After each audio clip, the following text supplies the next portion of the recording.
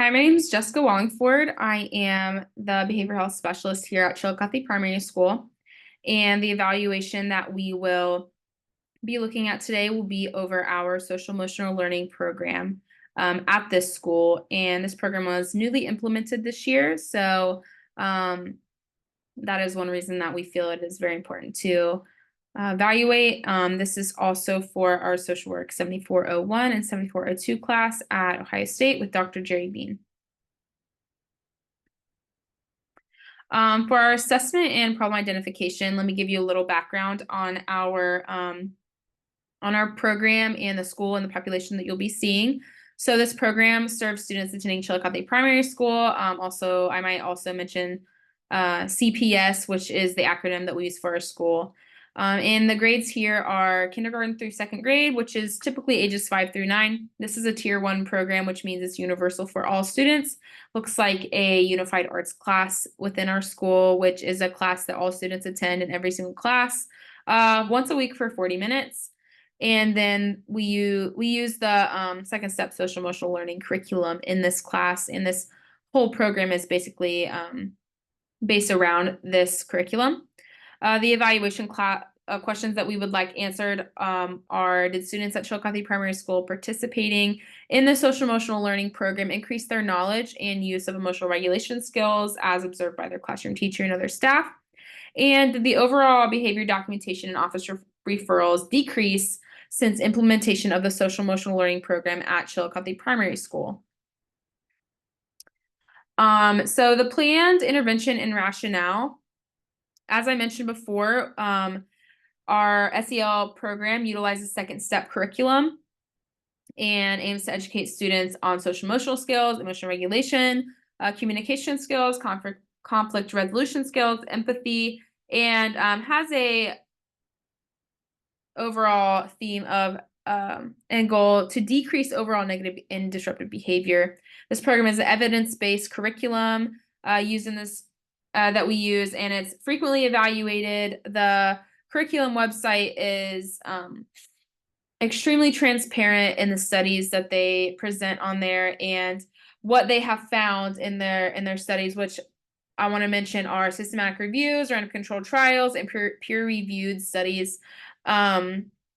Is that they have found an improvement of student executive functioning skills, post-social skills, empathy, academic skills, social emotional skills, and a decrease in disruptive behaviors, which aligns perfectly with the goals that we have in mind for this program. I'm going to include a logic model on our next slide and go over it briefly.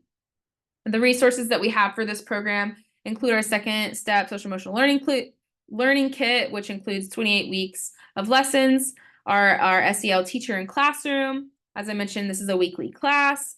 Public School Works, which is our behavior documentation and office referral software that teachers utilize to submit these documentations.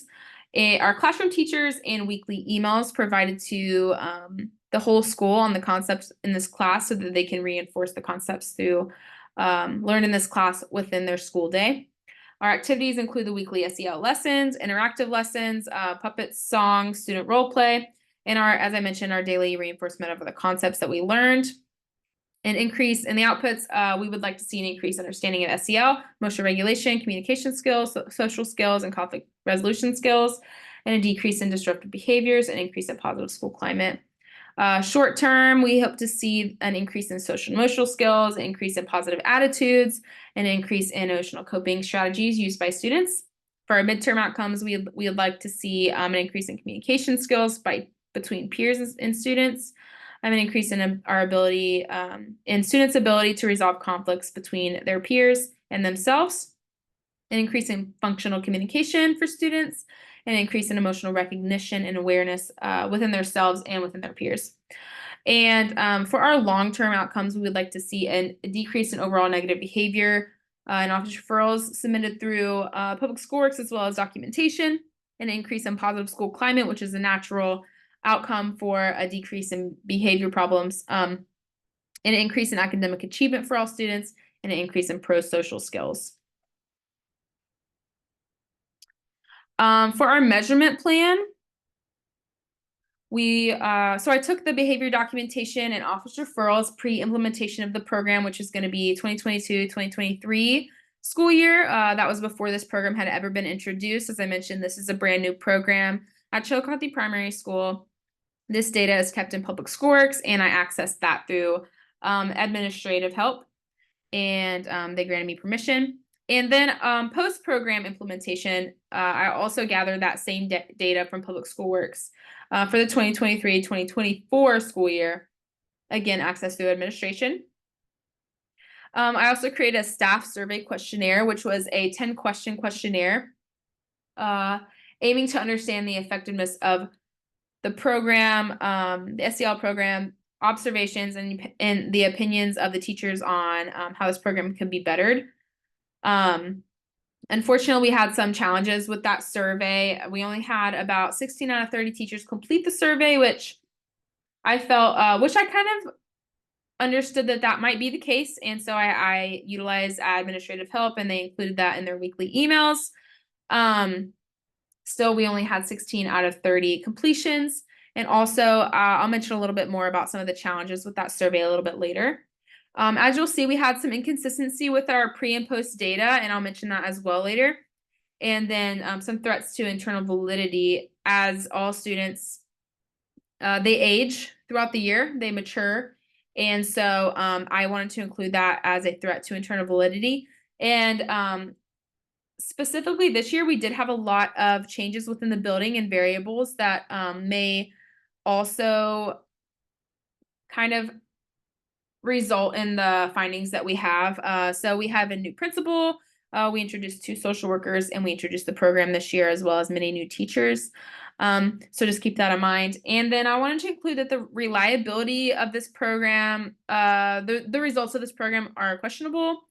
We would have to continue testing for next year just to see if findings are consistent.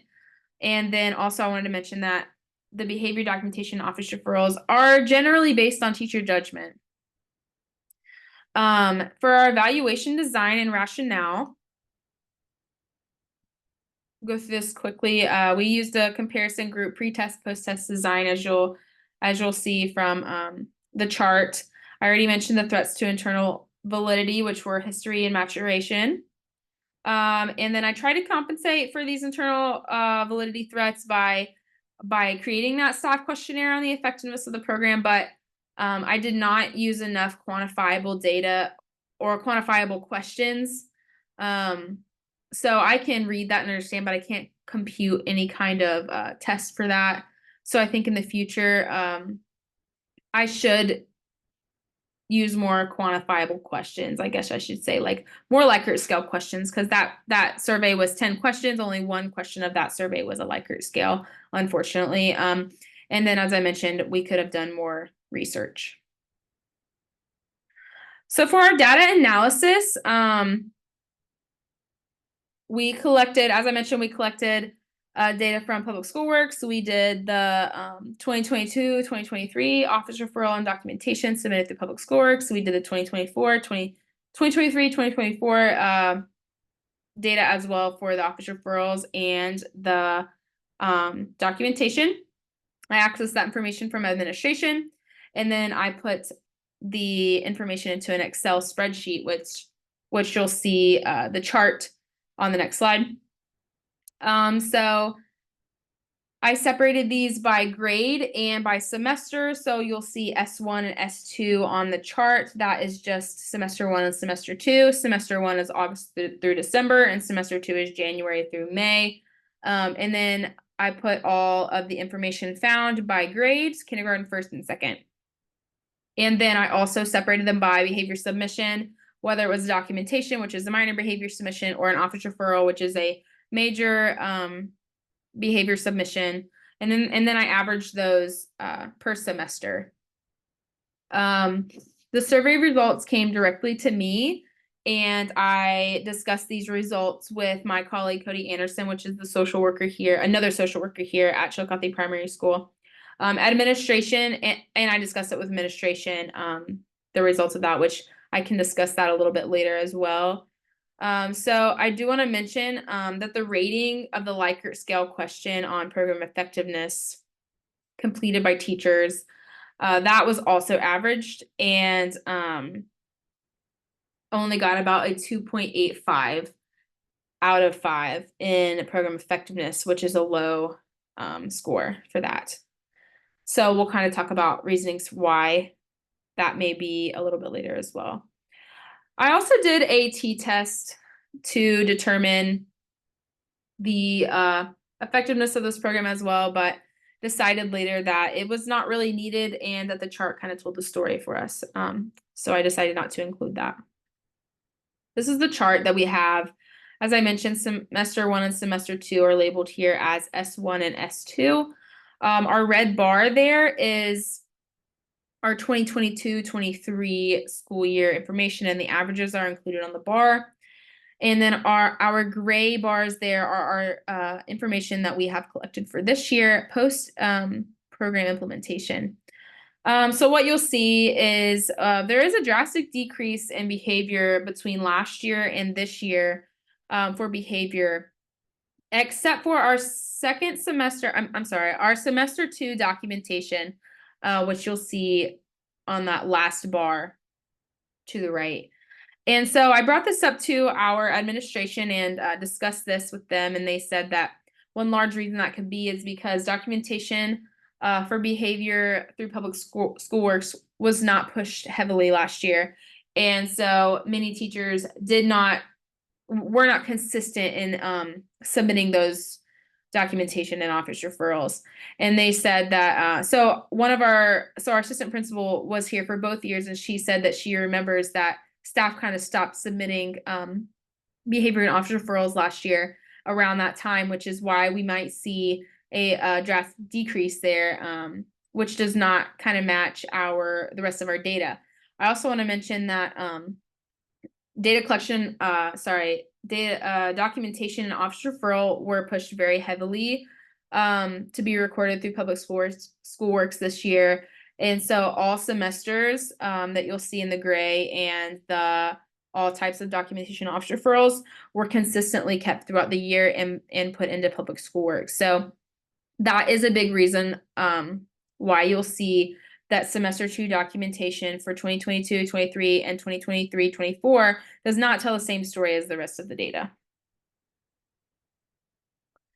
For the conclusions, implementation, and lessons learned, overall, as you saw, we did see a decrease in disruptive and negative behavior documentations and office referrals submitted by staff for students. I think that the last one is a little bit of an outlier, the semester 2, and I think that we can chalk that up to inconsistency in reporting behavior for the 2022-23 school year.